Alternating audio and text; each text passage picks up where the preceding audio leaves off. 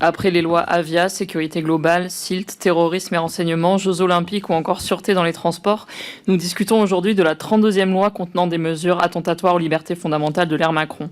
Votre loi, au prétexte de lutter contre le narcotrafic, renforce inutilement le régime de la criminalité organisée, applicable dans des cas toujours plus larges, de plus en plus utilisé pour poursuivre des militants écologistes ou venant en aide aux personnes exilées. Elle s'attaque ensuite à la protection des messageries chiffrées comme Signal ou WhatsApp, dont elle détruit la confidentialité. Elle crée un dossier coffre qui rendra secrètes les pièces d'un dossier détaillant les modalités de l'utilisation des techniques de surveillance lors d'une enquête, empêchant les avocats et les personnes concernées d'en prendre connaissance et par conséquent de déceler de potentielles illégalités. Elle recycle ensuite votre proposition censurée il y a 1 an par le Conseil constitutionnel, autorisant la police à activer à distance les micros et caméras d'ordinateur et téléphones pour espionner les personnes. Elle élargit la surveillance de masse pour détecter de nouveaux suspects, permise par les boîtes noires de la loi renseignement de 2015. Votre loi porte atteinte au droit à la vie privée, à la liberté d'expression, au droit de la défense et au principe du contradictoire. Messieurs Darmanin et Retailleau, jusqu'où irez-vous? Oui, très rapidement, parce que je ne pense pas avoir eu de questions, mais juste sur la question du RN, je constate d'ailleurs des prises de position un peu contradictoires entre vous sur l'efficacité de regrouper ou pas les détenus selon leur dangerosité, dont acte. Peut-être vous dire que je regrette les propos que vous avez tenus sur le travail de nos agents pénitentiaires. J'ai noté le champ lexical, laxisme, passoire, tout circule sans problème. Bon, les agents pénitentiaires qui font un travail vraiment important, que vous n'avez pas souligné, c'est un peu dommage d'ailleurs de pas souligner leur travail, leur courage. Surtout, ils ont perdu de leurs camarades dans la Carville. Ça mériterait un petit peu plus d'union nationale, pour un mot que vous comprenez normalement. Et vous n'êtes pas au rendez-vous de cette union nationale, alors que je constate que les sénateurs du RN du Sénat ont soutenu et souligné l'importance de ce texte et l'efficacité de ces mesures, les saluant d'ailleurs de leurs souhaits. Donc j'espère que dans le débat que nous aurons, ce ne sera pas un débat politicien comme malheureusement on vient d'avoir, mais ce sera un débat de soutien pour les agents pénitentiaires qui aujourd'hui doivent être un peu blessés de vos prises de position. Il ne suffit pas de leur apporter des chocolats pour le jour de Nouvel An, comme j'ai pu le voir dans les remontées de visites pénitentiaires, c'est aussi les soutenir quand on est en débat public et qu'on a devant soi à prendre ses responsabilités. Et d'ailleurs, je voudrais simplement dire à Monsieur Gillet que quand j'étais ministre de l'Intérieur, j'avais écrit à tous les maires du Rassemblement national pour qu'ils puissent nous offrir un terrain pour construire des centres de rétention administratifs. Et vous savez quoi, il n'y en a aucun qui m'a répondu positivement. Même j'ai même une lettre de maire de Fréjus m'expliquant que le centre de rétention administrative ne devait pas se faire chez nous. Alors moi, je veux dire, j'ai regardé un petit peu dans les places de prison, parce que c'est une question que vous posez, évidemment. Le plan sera construit, encore faut-il qu'il ne faut pas faire tomber les gouvernements dans ces cas-là pour que les travaux puissent quand même avancer, mais ils vont évidemment continuer, puisque 6500 places ont été construites par mes prédécesseurs, et j'aurai l'occasion le mois prochain de pouvoir dire qu'effectivement nous tiendrons la construction des places de prison. On manque de terrain. Alors vous connaissez notamment à Hénin-Beaumont, et on a écrit 2 fois Monsieur le maire, mais je ne pense pas avoir eu de réponse sur des terrains possibles pour construire une place de prison. On a Monsieur le maire de Fréjus, si vous le connaissez, n'hésitez pas à leur dire qu'on peut être croyant et pratiquant, c'est-à-dire aussi nous adresser des terrains pour construire des places de prison. Donc voilà, si vous connaissez des maires du Rassemblement national qui veulent construire des prisons, voilà, on est très heureux de pouvoir avoir ces terrains, puisque...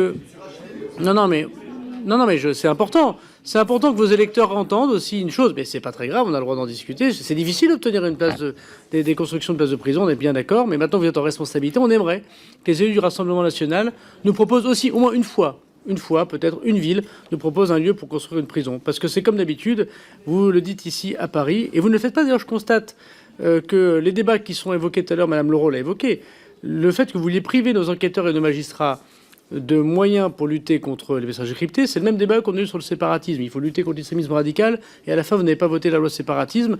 On aura l'occasion de voir à la fin qui votera quel texte et quelle disposition de texte pour protéger les Français. Je commence par la corruption. Le rapport de la mission d'information sur la lutte contre le trafic de stupéfiants que j'ai mené durant 1 an et demi souligne cet enjeu central. Il insiste sur la question de la formation obligatoire pour comprendre les mécanismes corruptifs et s'en protéger. Que dit votre PPL sur la formation? Presque rien, elle est inefficace. Sur la question du blanchiment, vous êtes en dessous de la main, vous proposez des saisies administratives de petits commerces qui sont arbitraires et inefficaces pour lutter contre le haut du spectre. Sur ce sujet, mon déplacement au parquet de Paris était stupéfiant. J'y ai découvert que les personnes censées lutter contre le blanchiment n'ont même pas de logiciel pour le faire. Vous voulez lutter contre les capitalistes de la drogue en les tapant au portefeuille, acheter des logiciels à ceux dont c'est le travail.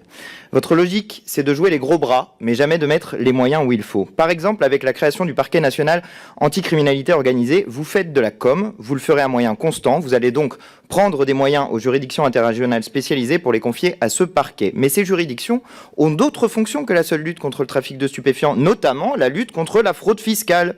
Avec cette nouvelle organisation, vous allez donc affaiblir la lutte contre la fraude fiscale, vous allez déshabiller Paul sans habiller Jacques, c'est plus qu'inefficace, c'est contre-productif. Votre logique est celle d'un élargissement des moyens techniques au mépris du respect des droits, sans augmenter les moyens humains. Cela est vrai dans la justice comme dans la sûreté. Cette logique, on la retrouve avec votre volonté d'activer à distance les téléphones pour écouter ceux que vous suspectez d'être des criminels. Et peu vous importe que des individus sans rapport avec le trafic puissent être écoutés eux aussi.